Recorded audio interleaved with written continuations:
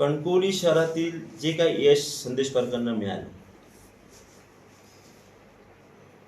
लोकांनी संदेश पारकरांच्या विरोधात नलावड्यांना नगराध्यक्ष म्हणून यापूर्वी निवडून दिलं होतं.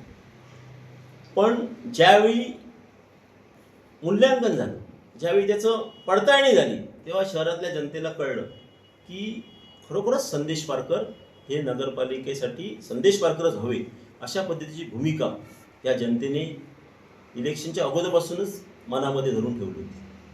त्यामुळे यश होणं सोपं आलं.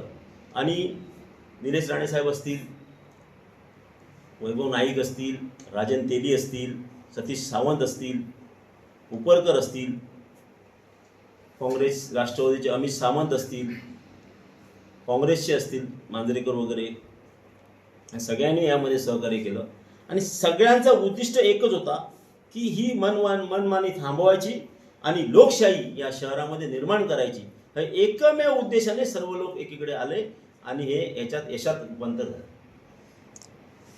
पारकर साहेब, आता सगळ्यांची तुम्ही नावं घेतलात ज्यांच्यामुळे यश मिळालं, पण कणकवली शहरात संदेश पारकर यांच्या विजयाचे अभिनंदन करणारे लावलेले बॅनर यावर निलेश राणेंचा फोटो नाही हे प्रामुख्याने दिसत आहे. ज्या निलेश राणेंमुळे विजय मिळाला हे तुम्ही म्हणता, तर त्यांचा फोटो का टाळला गेला? नाही, फोटो टाळलेला माझ्या माहितीप्रमाणे नाही. फोटो सगळीकडे फोटो बऱ्याच प्रमाणात निलेश राणे साहेबांचे फोटो आहेत. दुसरं होर्डिंग्स तुमच्या इलेक्ट्रॉनिक मीडियामध्ये पण सगळे निलेश राणेंचे. आणि आम्ही पहिलंच सांगितलं, स्टार्टलाच सांगितलं की या निवडणुकीमध्ये शहर विकासाचे सारथी हे निलेश राणेसाहेब आहेत. त्यांनीच हा रणगाडा पुढे नेला. त्याचा सिंहाचा वाटा या निलेश राणेंचा हे मान्यच करावं लागेल.